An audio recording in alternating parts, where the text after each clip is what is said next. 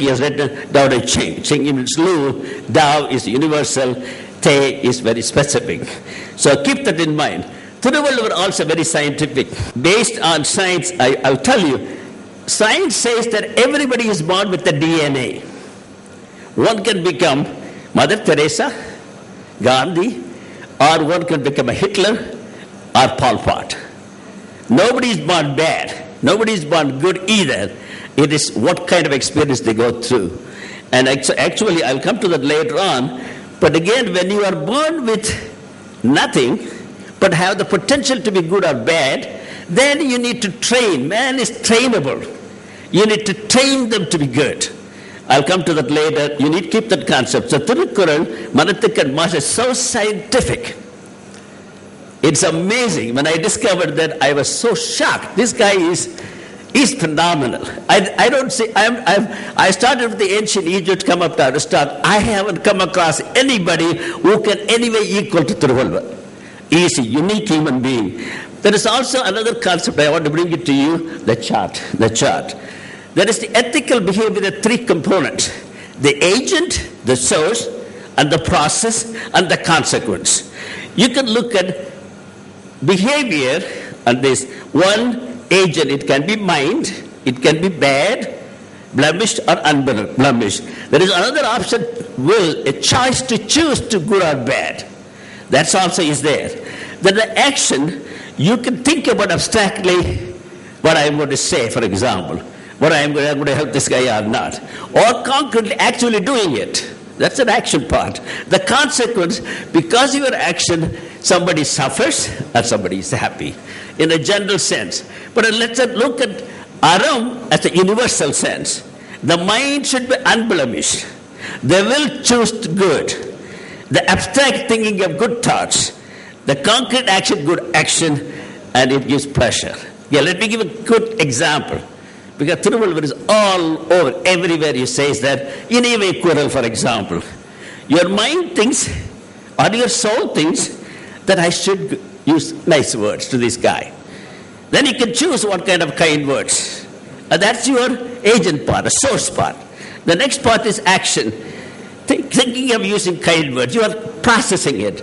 Then actually doing it, then it can give pleasure to a person. You can Anbudamai, Virundoval, all chapters you can say that is very specific, you can see it. That's what second level of Aram. Now let's look at Tao Te Ching as well as the modern theory. Ancient theory, Tao Te Ching, Tao universal, level of nominal level, universal level.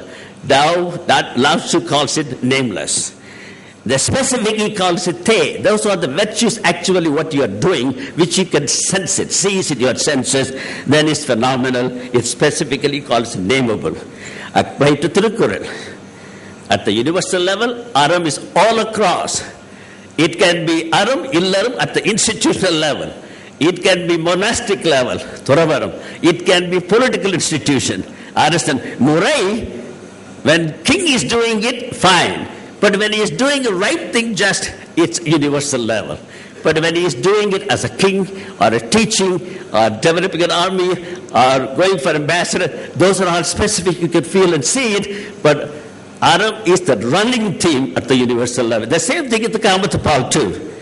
But with two men and women falling in love, nothing wrong with that, a pure mind. That's Aram. Arathodu neutral. Karavile. This is coming from our tradition, Kalavakat, nothing. This doesn't come from anywhere else. So Aram is a running theme at the universal level. Specific talks about it. Now let me move on to modern theory. Immanuel Kant is a 19th century, 19th century German philosopher, great philosopher. He has got a different theory altogether. He bases his whole ethical philosophy is reason. Human being is a reasonable being. At the theoretical level, they have a theoretical reason to do complex mental activities or mathematics or logic. But at personal level, they have a good will. So then you have a good will, you use the good will to help others. That you are doing it. So that's the way he looks at it. So the rational being and good will, but what he is saying is, being a rational being, being a person of theoretical reason as well as practical reason, then you need to obey moral law without any question, without any consideration for any kind of a consequence. That was his idea. Let me quickly go through that. Man is a rational being. There are theoretical reason, practical reason, goodwill. Serving the good by doing good things to others, an obligation of every rational being. Moral law, not hypothetical, but definitely absolute. That's his theory. It is absolute imperative. It's categorical. Then he's saying you need to obey the moral without any question. In other words, it is imperative. He has got a very important concept. It took me a long time to understand that. He calls his concept of categorical imperative is a Kantian fundamental ethical philosophy.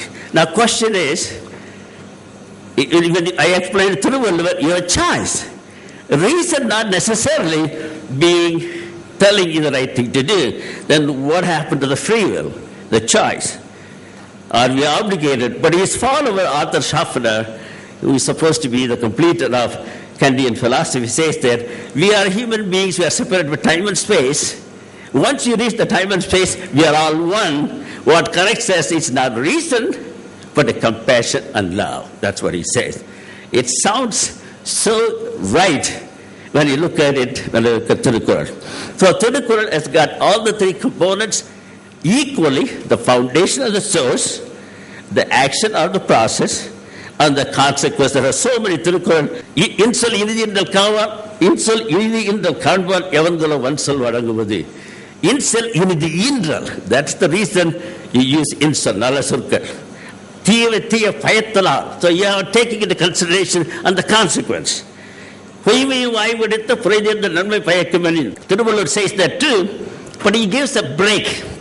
Your intention is good because you are doing good things. He is paying great importance, but again he gives a break to you, but at the same time, so then that's very important. Another group of philosophers, the English philosopher Jeremy Bentham is the founder of London University, John Stuart Mill, Henry Sedgwick, Hastings, Rastrell, they call it utilitarianism, basically meaning you focus only on the consequence. Summum bonum, the greatest good for greatest number of people. So then doesn't matter what your intents are, doesn't matter what your process are. If it is good to people, that's okay. I don't think Thiruvallur will accept that. Manathuk and Marcel and all that is the foundation. That determines the process, determines the consequence. He gives equal importance to all of that. That's why he's unique. Now the next thing I want to focus on, there is an article, What Makes Us Moral, Time Magazine, December 2007. It says everybody is born with a DNA to be good or bad. But every person is trainable. There is a professor called Mark Hauser, is a professor of psychology at Harvard University, and the author of Moral Mind, says that everybody has got a potential to be trained. So you could train them to be good. That's what Aristotle says too. Ethos means habit. Train them to do good things. It becomes a habit, and then it's ethical behavior. So Thiruvallur is unlike anybody I've come across. I'll go to the time I'll compare the 9 ethical concepts. I haven't seen anybody from ancient Egypt up to Aristotle, either secular ethic or religious ethic. I haven't seen anybody who is comprehensive. Thiruvallur is so scientific. So let's look at that. Now let me go and compare a few ethical concepts.